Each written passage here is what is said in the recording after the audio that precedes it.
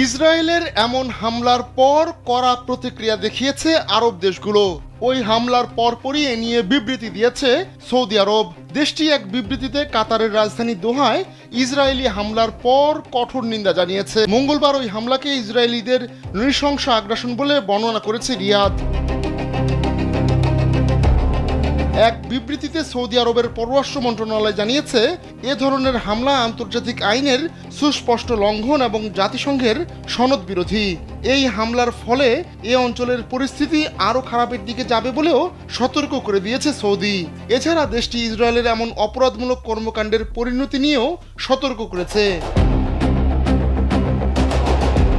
মধ্যপ্রাচ্যে ইসরায়েলের সহিংসতা বন্ধ এবং নিরাপত্তা বজায় রাখতে আন্তর্জাতিক সম্প্রদায়ের প্রতি আহ্বান জানিয়েছে সৌদি আরব।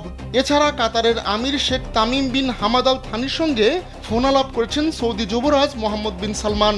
এ সময় তিনি কাতারের প্রতি পূর্ণ সমর্থন ব্যক্ত করেন।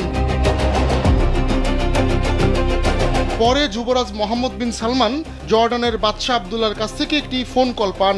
সেখানে উভয় নেতা দোহার উপর ইসরায়েলের নৃশংস হামলা এবং কাতারের সার্বভৌমত্বের স্পষ্ট লঙ্ঘন নিয়ে আলোচনা করেন।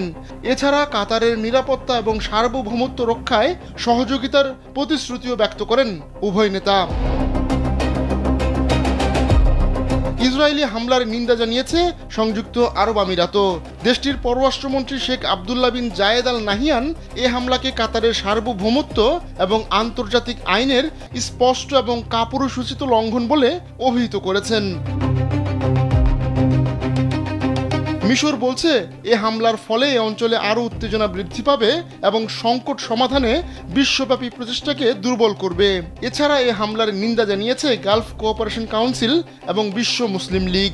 এর বাইরে জাতিসংঘ এ হামলার নিন্দা জানিয়েছে।